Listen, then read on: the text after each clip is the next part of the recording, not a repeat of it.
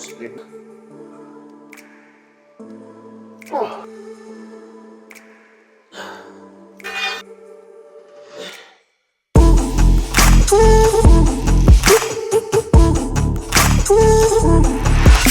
Hello, सलाम, नमस्ते and सत श्री अकाल। मैं आ गया हूँ आपके लिए एक नया वर्कआउट लेके। बेसिकली नेक्स्ट 5 वीक्स में आप 5 वर्कआउट्स देखेंगे जिनको हम ब्रो स्प्लिट भी कहते हैं, क्योंकि वो एक हर बॉडी पार्ट के लिए होता है वर्कआउट। बिगिनर्स के लिए मैं कहूँगा कि ब्रो स्प्लिट बेस्ट रहता है, क्योंकि आप एक पार्ट पे ही फोकस कर रहे हो, उसकी टेक्निक पे फोकस कर रहे हो। तो इनमें आपने कुछ चीज़ों का ख्याल रखना है, जिसमें से है नंबर 1, आपने अपने वर्कआउट से पहले वार्म अप जरूर करना है। मैं हर वर्कआउट में वार्म अप नहीं दिखाऊंगा। आपको अगर वार्म अप वीडियो देखनी है, जिसका लिंक मैं यहाँ पे लगा देता हूँ, आप वो वार्म अप वीडियो देख सकते हैं। नंबर 2, आपने अपने वेट इंक्रीमेंट्स स्लोली करने हैं। इस वर्कआउट में ये जरूरी नहीं है कि आप सबसे ज्यादा वेट उठाएं। वर्कआउट्स में जरूरी ये है कि आप अपनी टेक्निक को सही करें।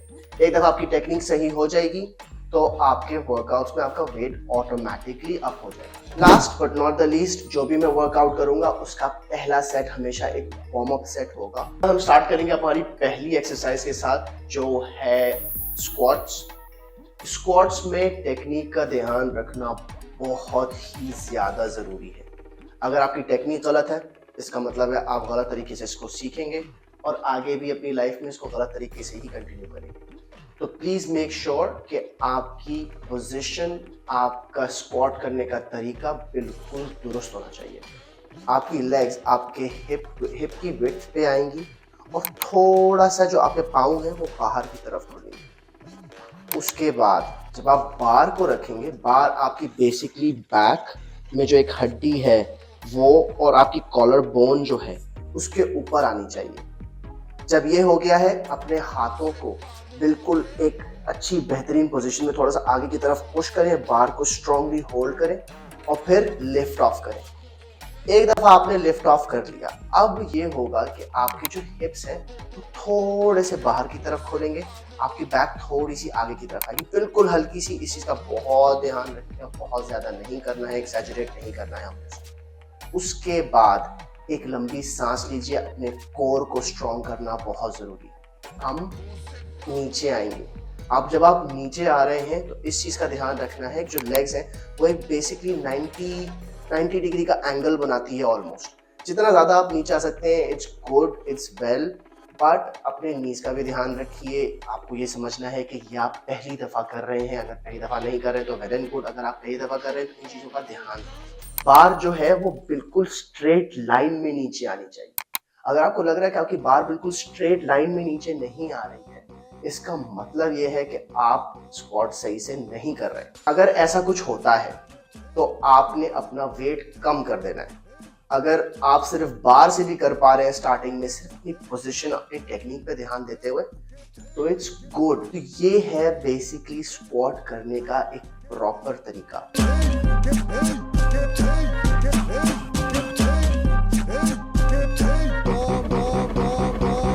इन 5 दिन में जो आप एक्सरसाइज देखेंगे उनमें एक चीज का ध्यान मैंने ये रखा है कि 90% एक्सरसाइज जो है वो बारबेल या डंबल के साथ कर रहा हूँ मैं। उसका मकसद ये है कि अगर आपके पास घर में ये चंद बेसिक इक्विपमेंट्स हैं, बारबेल, कुछ डंबल्स, कुछ वेट्स, तो आप अपने घर में भी आराम से ये सारे वर्कआउट्स फॉलो कर सकते हैं। तो हमारी नेक्स्ट एक्सरसाइज है काफ रेजेस। काफ रेजेस के लिए हम वही बारबेल इस्तेमाल करेंगे जो भी हमने स्क्वाट्स के लिए किए। ऑब्वियसली वेट थोड़ा कम हो जाएगा।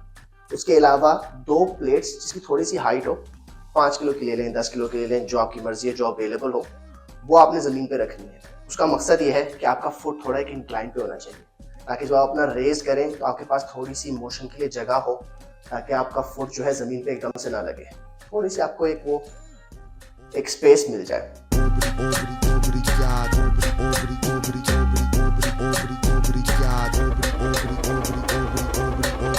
तो जो हमारी नेक्स्ट एक्सरसाइज है लंजेस।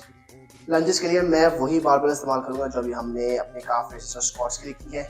अगर आप एक कन्वेंशनल जिम में हैं तो आप यही चीज़ डंबल्स के साथ भी कर सकते हैं, कोई इशू नहीं है उसमें।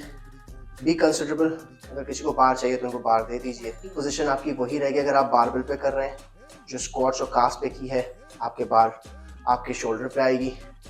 अगर आप डंबल्स के साथ कर रहे हैं तो सिर्फ डंबल्स को आपने साइड में रखना है, बाकी पोजीशन आपकी वही रहेगी। अब इसमें हमने क्या करना है, जब एक दफ़ा आपने बार उठा ली, अपने आप को रैक से थोड़ा सा दूर ले आइए। वही हिप विथ आपकी क्या नाम है पोजीशन रहेगी। उसके बाद आपने अपना एक फुट आगे की तरफ लेकर जाना है, ऑलमोस्ट अपने नी को ग्राउंड की तरफ लेके जाना है, टच करना है, ऑलमोस्ट टच करना है और फिर वापस आ जाना है। और यही चीज़ आप अपने दूसरी लेग के साथ भी करेंगे। इस चीज़ में वेरिएशंस बहुत सारी हैं। एक वेरिएशन ये है जो मैं अभी आपको दिखा रहा हूँ, जो बेसिकली एक वाइड स्टैंस हैगा, जिसमें आपका नी आपके एंकल से दूर हैगा।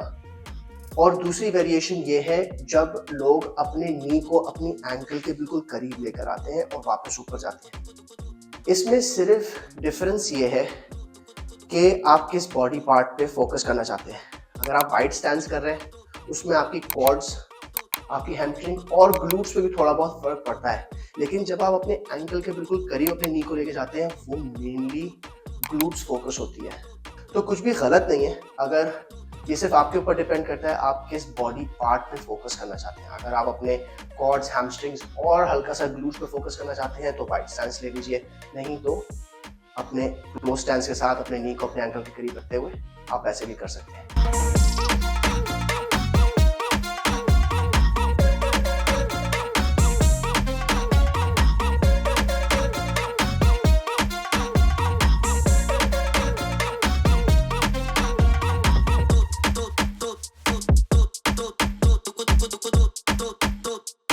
तो जी हमारी नेक्स्ट एक्सरसाइज है स्ट्रिक्ट डेडलिफ्ट। इस एक्सरसाइज की पोजीशन ये रहती है कि आपकी टांगे वही हिप विड्थ पे रहेंगी।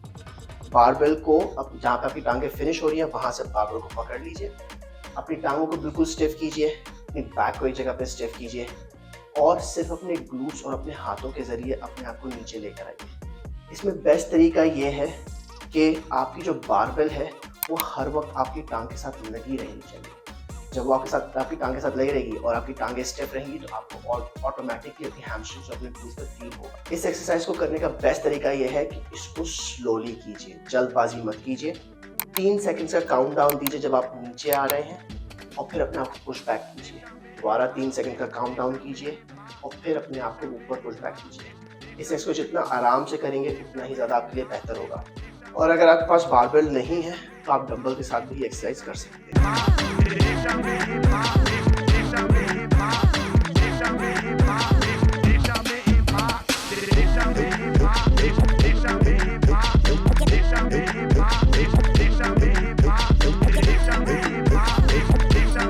तो जो हमारी नेक्स्ट एक्सरसाइज है गॉबलेट स्क्वाट्स। गॉबलेट स्क्वाट्स एक बेहतरीन एक्सरसाइज है आपके क्वाड्स के लिए।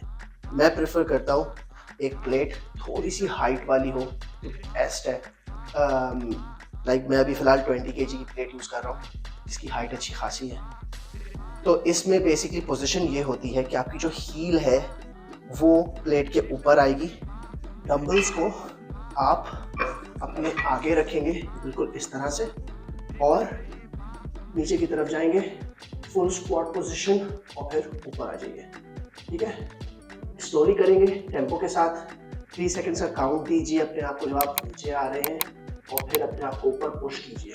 अगर तो आपको हील ऊपर रख के थोड़ा अनकंफर्टेबल फील हो रहा है तो प्लेट हटा दीजिए, नॉर्मल ज़मीन पे आ जाइए, कोई मसला नहीं है।